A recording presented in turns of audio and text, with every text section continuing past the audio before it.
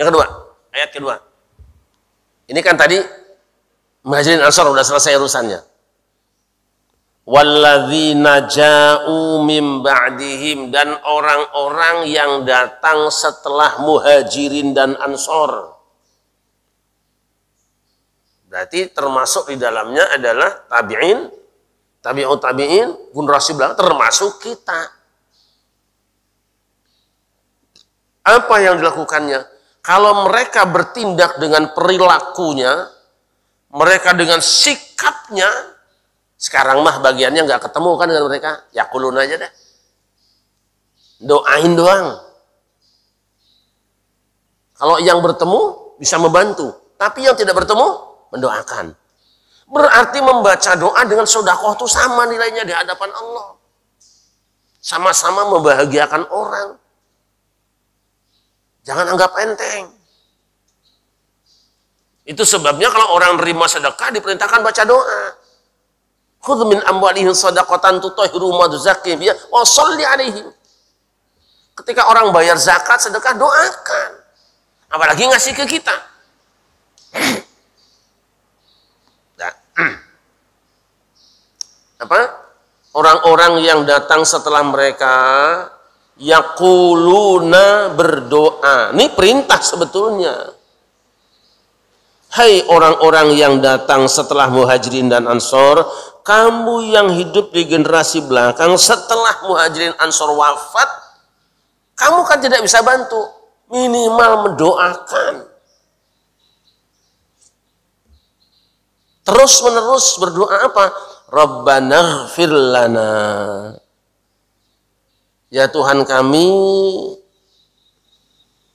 curahkanlah kembali asih-Mu pada kami setelah kami jauh gara-gara melanggar aturan-Mu.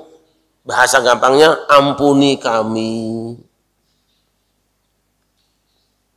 Wali ikhwanina, dan ampuni juga saudara-saudara kami alladzina sabaquna, yang saudara-saudara kami itu telah mendahului kami bil imani, dengan keimanan, lebih dahulu beriman.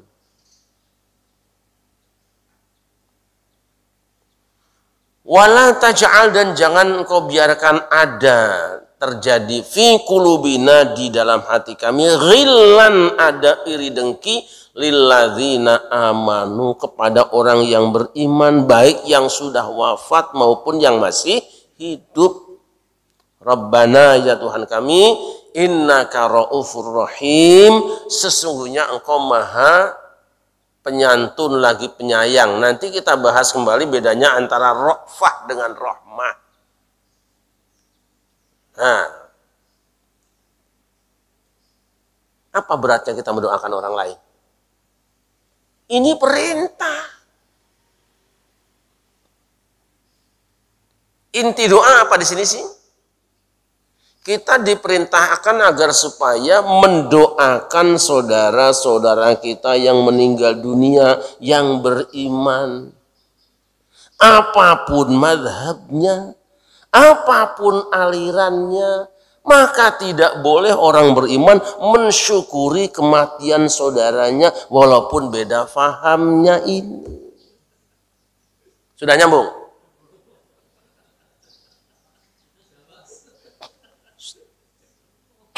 Gak boleh. Punya iman kok. Soal beda, masalah-masalah khilafiyah, itu masih bil iman. Tidak ada yang memisahkan kita kecuali beda iman. Kalau cuma beda pemahaman tentang furu'ul aqidah, furu'ul mas'alah ibadah, itu biasa saja. Mungkin waktu hidup kamu berdebat dengan dia, tapi kalau sudah termasuk kategori sabaquna bil iman, kita perintahnya yaquluna rabbana ighfir lana wa li ikhwanina, ngono iku. Jelas ya? Nah, kita nggak usah kemana-mana, ini Quran. Kamu boleh berantem waktu hidup karena beda pendapat, boleh rebutan karena kamu cakar-cakaran pengurus masjid. Tapi kalau dia wafat, ingat ayat ini. Walladzina ja'u min ba'dihim yaquluna rabbana ighfir lana wa li ikhwanina. Nah itu enteng banget. Hilang ini ya. Ini orang awam mengamalkan ini enggak? Kita yang awam nih mengamalkan enggak? Boro-boro kita yang dikenal dengan kiai aja ada yang terbalik kok. Ya. Saya sedih menyaksikan kehidupan kita ini. Boleh kita syukur itu atau ya bergembira di hati kalau yang mati itu musuh agama. Kita kadang-kadang memperlakukan saudara beda madhab seperti beda agama. Nggak boleh. Sebab konsep kita apa? Kita boleh mengkritik, kita boleh menyindir, tapi tetap dia ketika dikritik dan sindir, dia tetap kita perlakukan sebagai saudara sehingga menjadi suka hatinya. Ini namanya pada suka. Jangan suka dewek. Hambalan ya kan, ya Allah ampuni kami dan saudara-saudara kami yang telah mendahului kami dengan keimanan. Wala taj'al fi qulubina ghillan, jangan engkau buat ada dengki sedikit pun dalam hati kami kepada siapa? Lilladzina amanu, pada orang beriman. Ghil wal hasad itu iri dengki. Kadang-kadang kita iri dengki dengan orang karena apa? Ini iri dengki ini penyakitnya ulama yang paling berat. Sama ulama saingan. Berani menisbatkan kekufuran kepada orang beriman hanya karena berbeda dengan dirinya. Kok benci amat sih sama orang beriman? Sampai kita tidak sempat menasihati orang lain supaya masuk Islam. Sibuk mengkafirkan saudaranya, membid'ahkan saudaranya siapapun. Ya kita amalkan. Jangan dengki, jangan iri. Kalau ada saudaramu yang beriman menjadi orang kaya, syukur minimal kekayaan itu tidak diambil orang kafir yang memungkinkan buat nyerang kamu. Begitu loh. Walaupun bukan kita yang punya. Penyakit kita ini kalau lawan politik, kalau lawan beda madhab kita kaya, kita iri. Aneh. Orang yang iri sebenarnya itu tidak rela dengan sang pemberi. Coba rasakan. Orang yang iri kepada saudaranya berarti dia tidak rela sang pemberi memberikannya ke dia. Memang urusan siapa? Seharusnya orang beriman kalau dia ingin dapat anugerah dari Allah seperti saudaranya, lakukan dua. Satu, pelajari. Dengan jalan apa dia mendapatkan kekayaan itu, dengan anugerah itu. Lakukan hal yang sama. Yang kedua, minta kepada Maha Pencipta supaya rahmat yang diberikan ke dia, kasih yang diberikan ke dia, berikan juga ke saya. Tapi ada energi yang kita lupa. Ketika ada saudaramu yang dapat nikmat, kau ingin dapat nikmatnya, ikut syukur. Coba buktikan. Alhamdulillah sampai dapat rezeki, mudah-mudahan saya juga. Jangan. Mudah-mudahan rezeki ini berkah. Tuh Allah tahu tuh. Wong dia belum dapat saja baru menyaksikan orang lain sudah ikut bersyukur. La azidannakum, tak tambahi kowe. Itu loh. Nah, iri dengki ini berat sekali. Nah itu tadi ya. Muhajirin dan Ansor bukan cuma hilang dengkinya. Mereka bersikeras apa ya? Kekeh ingin banget memberikan yang dia punya pada saudaranya. Semangat banget sih. Semangat ngasih, kita kan semangat. Aneh. Timbang pengajian saja bikin proposal. Padahal jamaah ya cukup duitnya. Itu di sana di kampung saya itu. Termasuk kampung Gedong apa kampung Tengah. Kampung Rambutan. Ya.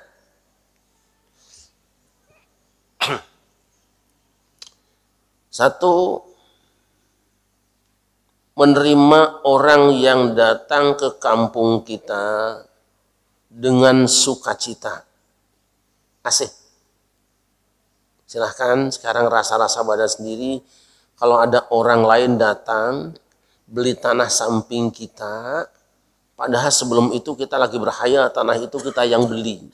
Apa rasanya? Pastikan mulai hari ini siapapun yang datang ke dekat kita, kita terima dengan kasih sayang. Senang. Kalau perlu begitu ada orang datang di kampung kita, bikin ucapan selamat datang. Waduh. Orang pindah, selamat datang. Kalau perlu, diarak-arak pakai hadroh. Ya. Sahabat Nabi datang disambut enggak? Sambut. Itu yang datang tuh orang susah loh. Mungkin nggak punya duit. Dan tidak terbayangkan kontrak, karena nggak ada kontrakan waktu itu kan. Disambut dengan tola'al badru alaina. Masya Allah.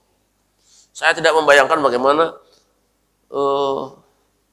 histeris dan tangisan Rasul dan para sahabatnya. Meskipun tidak banyak diceritakan kayak apa nangisnya kan. Masa iya, nangisnya gerung-gerung ya nggak mungkin lagi. Tapi saya yakin ketika mereka datang diterima, dipeluk, saudaraku. Dan nggak lama pada besan. Ada persaudaraan juga dekat-dekatkan. Lah orang belangsak, orang susah datang disambut pakai hadroh coba. Ya, kita kan enggak. Awas, tutup pintunya. Tutup. Ini orang lapar nih, bahaya nih. Jangan sampai nyelonong nih. Mau kamar mandi diikutin terus. Ya. Timbang mau ke belakang cari air minum diikutin aja. Udah belum minumnya? Masya Allah. Anak sahabat Nabi itu. Disambut meriah.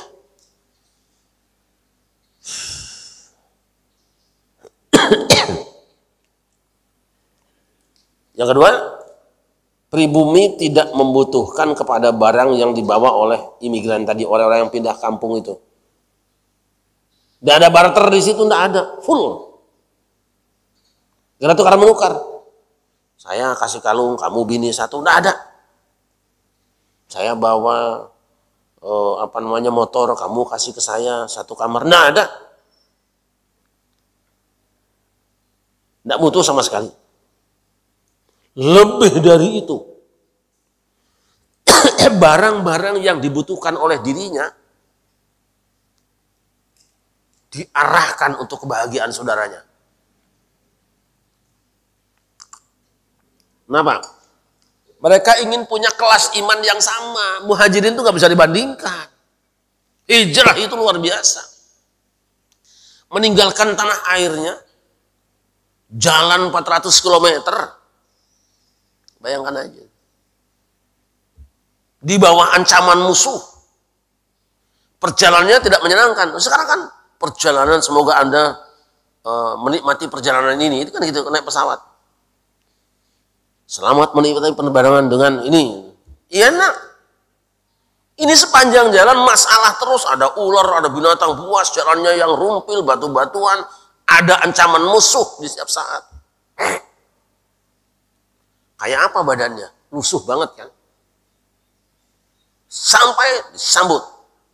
Orang yang hijrah itu nilainya luar biasa. Nah orang Ansor tidak mau kalah. Kalau mereka mendapatkan kemuliaan di hadapan Allah dengan perjalanannya, maka kami harus mendapatkan kemuliaan di hadapan Allah dengan apa yang kami punya.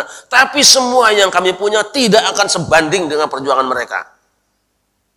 Oh itu yang bikin enteng rupanya. Itu. Bukan kecurigaan. Ini romannya orang lain nih. Matanya ngedepnya jarang-jarang nih, waduh bahaya nih.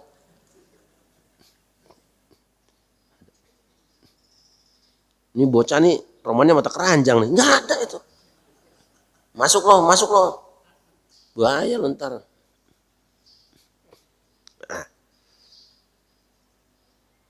Jadi kita minta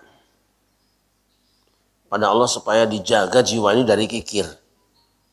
Tidak berat melepaskan apa yang kita cintai untuk kebahagiaan orang lain. Setiap saat kita harus berusaha untuk mencari orang yang bisa dibahagiakan.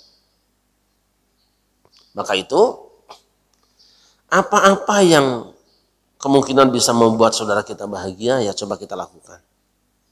Kalau itu tidak menyulitkan. Berikutnya, sering-sering kita membaca doa untuk semua kaum muslimin. Selain untuk diri kita, untuk semua kaum muslimin, agar supaya mereka dan kita semua tentunya diampuni dosa-dosanya oleh Allah Subhanahu wa taala. Kalau dia kita anggap melakukan maksiat atau melakukan perbuatan bid'ah kan dosa, kita yang mintakan ampun. Bukan malah mampus loh, makanya jangan. Boleh kita berbeda dalam hidup ini. Di antara kita sesama umat Islam yang mungkin saling menuduh bid'ah satu dengan yang lain, itu kan di sini. Tapi begitu dia wafat, saudara kita yang dianggap sesat oleh kita, ya kan? Atau salah, sebaliknya. Meninggal dunia, stop kebencianmu. Sekarang dia saudaramu butuh ampunan Allah. Bantulah dia. Karena dia sudah tidak bisa minta lagi di situ. Orang yang sudah tidak berdaya menggunakan baju, bantu buka bajunya. Kamu yang hidup yang melakukannya. Dia pakai celana panjang tapi mati, harus diganti kain kafan. Dia kan nggak bisa buka sendiri. Kamu bantu itu. Di badannya penuh daki, dia nggak bisa mandi, mandikan oleh kamu. Mosok mayat sudah buka sendiri dah. Pun dia punya dosa yang mungkin besar selama hidupnya, dia nggak bisa minta ampun lagi. In qata'a amaluhu, sudah terputus, nggak bisa istighfar lagi. Kamulah saudaranya yang harus memintakan ampun pada Allah. Pertolonganmu itu mahal. Mau siapa yang bantu coba? Kalau nggak kita orang beriman. Jangan kita kebangetan, benci itu kebablasan. Boleh benci saat hidup, meskipun tidak baik membenci orang, mungkin karena kesal kita kan. Tapi saat wafat, haknya dia adalah didoakan.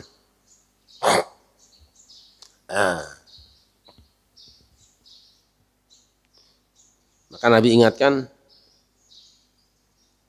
janganlah kamu semua membicarakan aib saudaramu yang telah mati. Fa innahum qad afdau ila ma qaddamu. Karena sekarang dia sudah berangkat menuju apa yang sudah mereka lakukan. Masya Allah.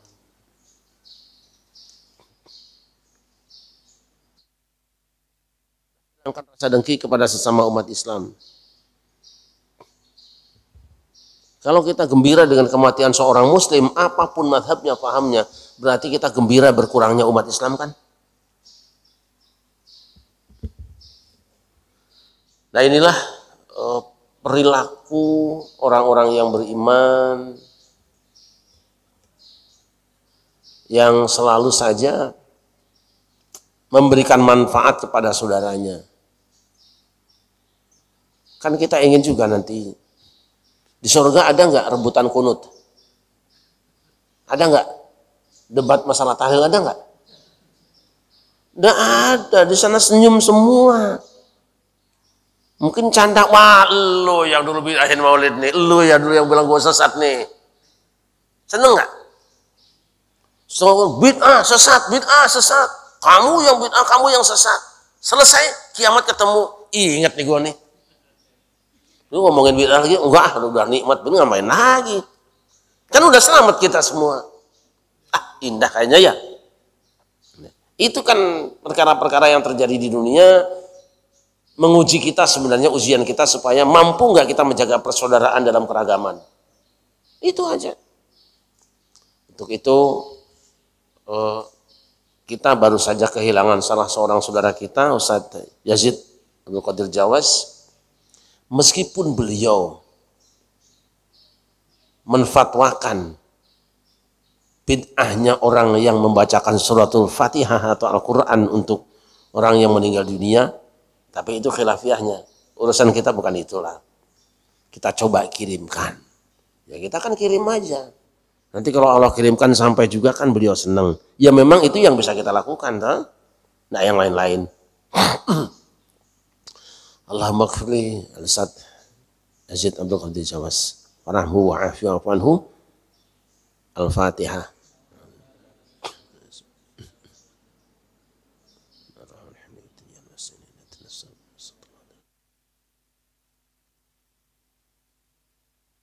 Dan kita ucapkan inna lillahi wa inna ilaihi raji'un. Allahumma ajurna fi musibatina wa akhluf lana khairan minha.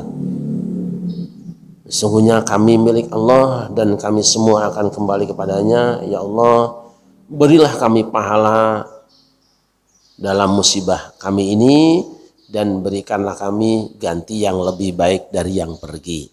Nah itu doa diajarkan Rasulullah. Baik, saya kira itu yang saya sampaikan pagi ini. Mudah-mudahan Allah menjaga hati kita untuk terus rela dengan semua saudara kita. Apapun fahamnya, apapun madhabnya. Dan tetap menjadikan mereka sebagai saudara kita fid dunya wal akhirah. Hasbunallahu wa ni'mal wakil. Assalamualaikum warahmatullahi wabarakatuh.